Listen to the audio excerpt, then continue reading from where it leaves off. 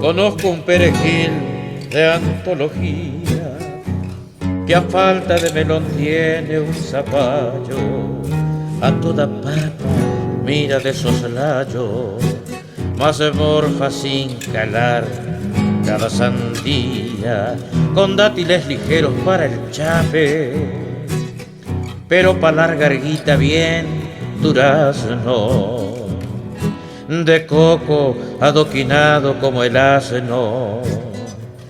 Tras de las lechuguitas va el escape, ¿cómo va a ser que muerda la manzana una mina que esté de la banana?